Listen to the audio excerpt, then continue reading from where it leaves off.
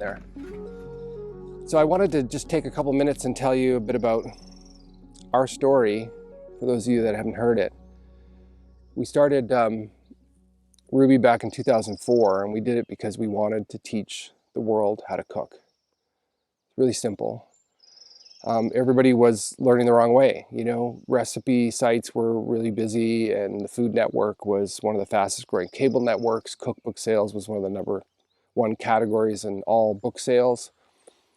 And everybody was learning the wrong way. As chefs, you go to culinary school and you learn to develop skill. You learn cooking techniques and methods, how to use your knife, how to stir fry, how to steam, how to saute, how to pan fry. They're all simple little techniques that chefs use every single day in the kitchen. And learning how to set yourself up, it's called mise en place, so that your cooking experience isn't so overwhelming. So doing all your prep in advance. And we felt that everybody was not only cooking the wrong way, but the food that was being produced commercially was not health supportive. It was, convenience food. It was loaded with chemicals and preservatives. I saw a TEDx once where a lady brought a loaf of bread on the stage, and it was 7 years old and it was still white because it was just loaded with chemicals, and that's what people were eating. So we wanted to get people back into the kitchen, eating whole foods and developing some skill so that cooking became fun again and really delicious. But it wasn't easy for us. We rented my brother's house, and I think he was happy at the time, but then he wanted us out later on, and it wasn't so happy, but that's another story. We tore down walls, and we turned every single bedroom into either an editing suite, a sound stage, a developer suite. We had 3 or 4 developers that were building our website and our early learning management system. And we partnered with a local cooking school in Vancouver, Northwest Culinary Academy, and they helped us map out an entire curriculum. I think there were 176 essential techniques that every professional cook needed to learn how to make. And we built a kitchen out of styrofoam. It was just we hired local construction people from a film set that we had connections with from our previous job as film caterers. And they make everything fake, but then they polish it so it looks finished, but it's all plywood and styrofoam and everything underneath. Of course, we had appliances that worked. And we had an Emmy award-winning producer help us, along with some film school instructors, because we didn't know how to shoot content. We didn't know how to light it. We didn't know how to do anything. So we just asked the right questions. We figured it out, and we shot for 8 or 9 years and spent $8 or $9 million. And we captured a professional cooking school curriculum. So, and we started to make a little bit of money after about 10 years. We went a lot of years without income. We didn't have payroll most months for 4 or 5 years. And so we were always raising money. We spent a lot of our time just asking people for investment. And we found a lot of people that believed in us. And I think it's taken a lot longer than they had all hoped, but there will be a return. That's our goal for all of them at some point. But it wasn't easy. And then, we decided once we made some money to move into a condo in Vancouver. We had this beautiful penthouse apartment, which was kind of our dream, overlooking Vancouver and False Creek. And that was our last house. And we thought that was our dream. And we thought we were going to be happy there. And it was about, over the course of 2 years, we never felt like it was home. And we were still working on Rouxbe and conceiving Swich. This is a couple of years ago. And so we thought, let's build this new product and let's hit the road and let's go out and meet people and let's really ramp this thing up.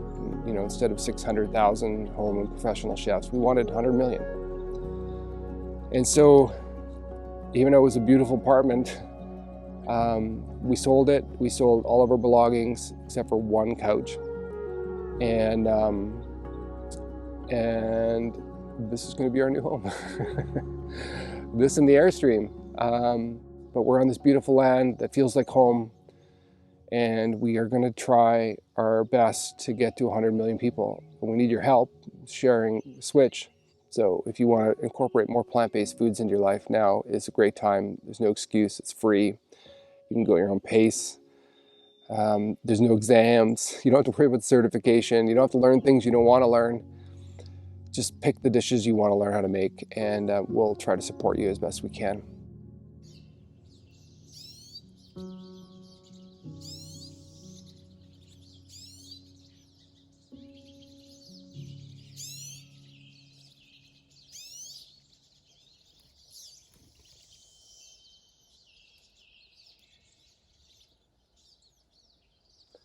Today I'm going to start dealing with all these down trees. I also have to cut some wood for the new fireplace because I'm going to light it up tonight just to prime it, burn it a little bit. So I created a little stick. That's the width of the little wood stove, and I got a little mark for the depth. So I'm going to cut some kindling and some wood that will fit in that little stove because standard wood won't fit. But this is what I got to deal with today. So I got to figure out, this is where our Airstream comes in, which is in 3 days.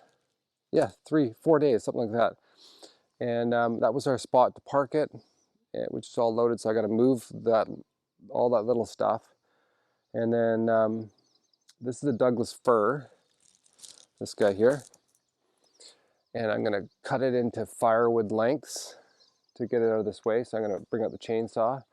And then the big cedar ones in the background there, I'm going to try to move with the tractor. I bought some chains. Just going to get them out of the way. I don't know how I'm going to do that, but I'll figure it out. But it's going to be fun. I'm tired of walking all over this stuff. But it's going to be our house one day.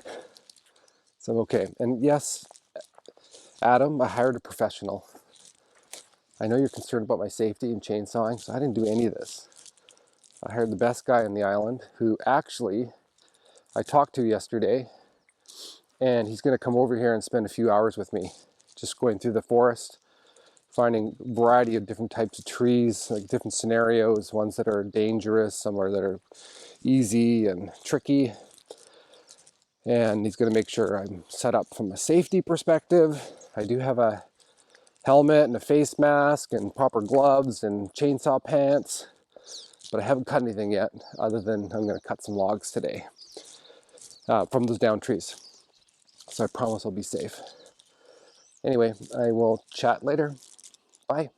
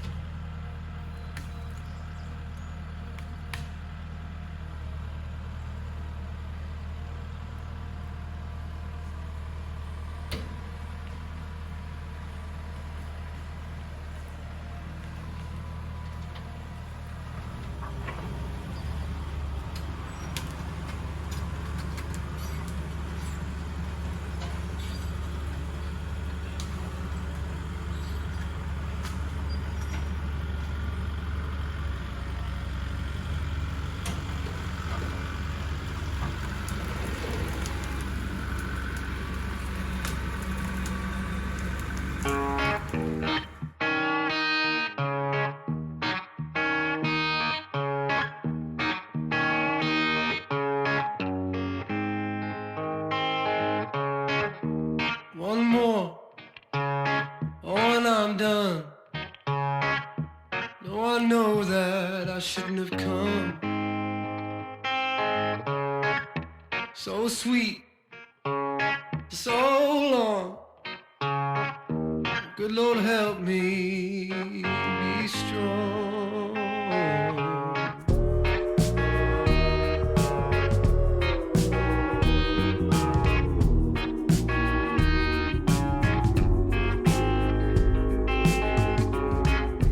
One more and I'm done. We both know that I shouldn't have come. So go and rattle my bones. Do your best, 'cause I'll be gone. Tonight will be human, then civilized forevermore.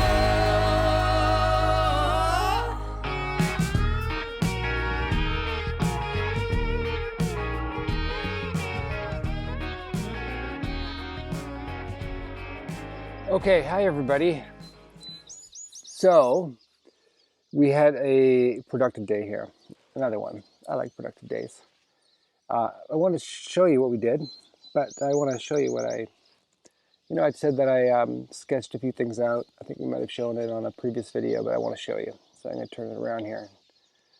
I'll talk to you. I'm going to go a little bit wider so you can see. I don't know if you can see this here, but so when we walked the property, Dawn and I,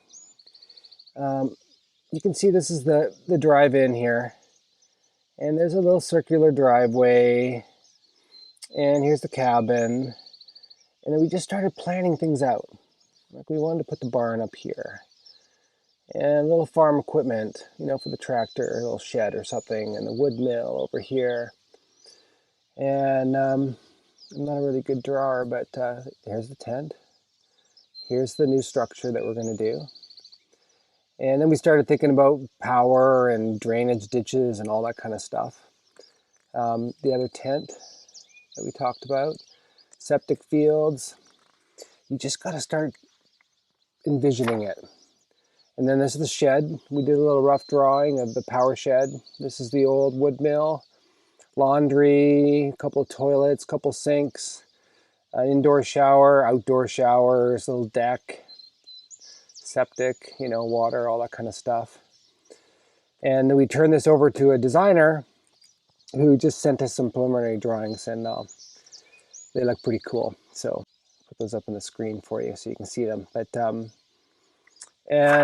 we started talking to contractors about irrigation. That's all these little lines here, and where we got to run power, and new power pole, and where we got to clear, and just start thinking it through. I don't know how to do any of this stuff, but talking to the right people, asking the right questions, and you can figure anything out. So talked to the power guy today, so I indicated where I want power. Here, future power. We just got to think about all these things, the tent, the future house, Airstream, we need power because we're going to park it there. So you just got to take little baby steps. You're not going to figure it all out in day one, but now I'm going to show you what we did today. So just taking you up to the work area. So I'm going to turn the camera around. Okay, so here's the Airstream. I got it all cleared. I did all this manually before this big monster was here, but I had to clear it, so did what I had to do.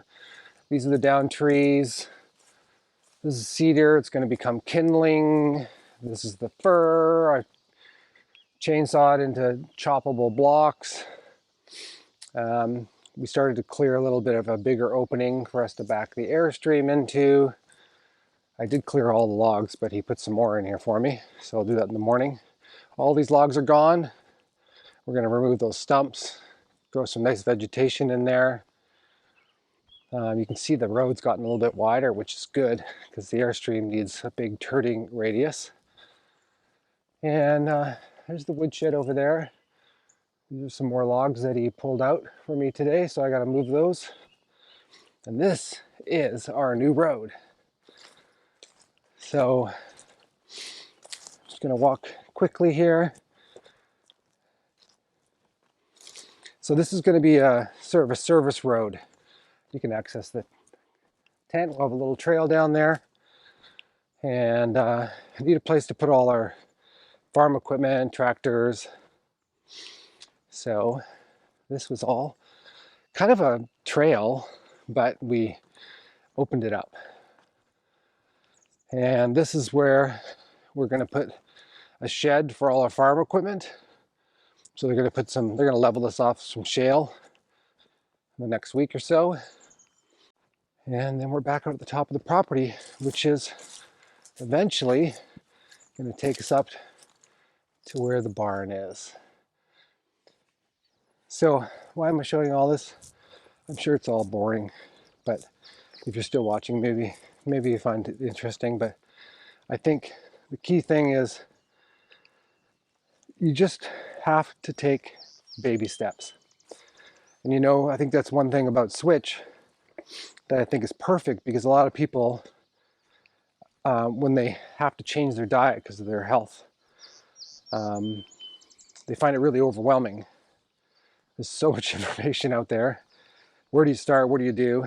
And I think with Swich, we break it down really nicely into small little learning steps. So you can just pick a few recipes and learn a few new techniques. You don't have to learn it all. You just have to make progress. And with cooking, I think people find it challenging mostly because they lack the basic intuition. So not only the skill, which is what you'll learn on Swich, but the intuition.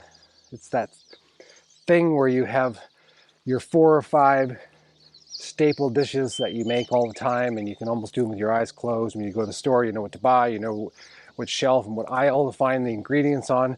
And then all of a sudden you're faced with this challenge of doing something new, with new ingredients, new flavor combinations.